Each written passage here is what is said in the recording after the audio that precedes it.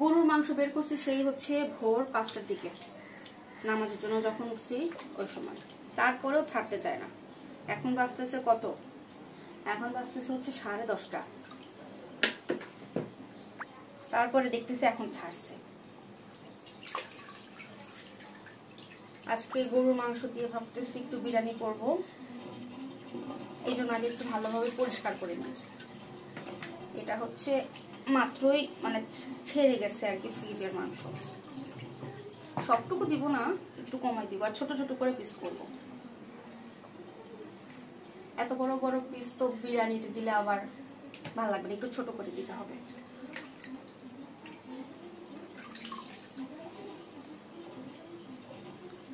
আচ্ছা, এই পানিটা ফেলে দিই, আবার একটু পানি নিয়ে ভালোভাবে একটু ধুই।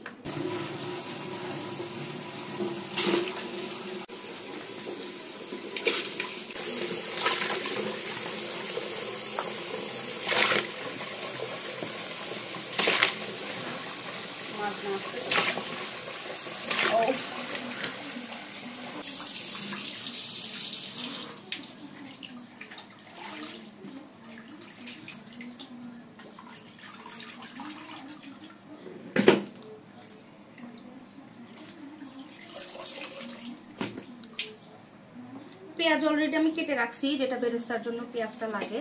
বিরিয়ানিতে বেরেস্তা মাস্ট বি দিতেই হয়।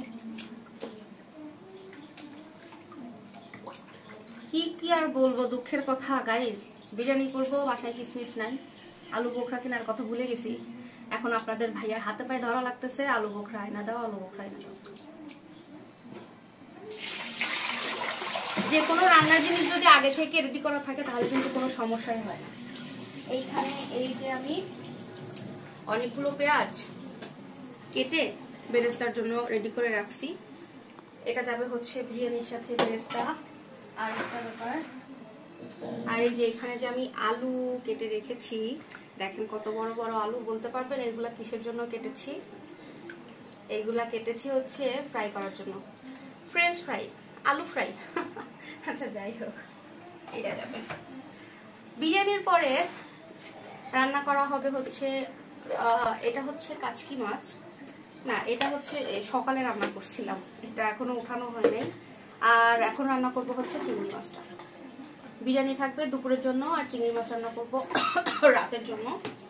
এটা আমি হচ্ছে ফ্রিজ করে রাখছিলাম, তো পানি দিয়ে রাখছি যাতে খুব তাড়াতাড়ি ছেড়েও গেছে।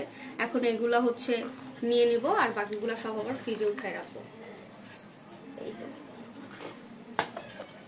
আচ্ছা ঠিক আছে, তাহলে আজকের মতো এই ভিডিওটা এখানে শেষ করি। আর হচ্ছে বিরিয়ানি আবার যখন রান্না করবো নেক্সট ভিডিওতে অবশ্যই আসছি। আল্লাহ হাফেজ।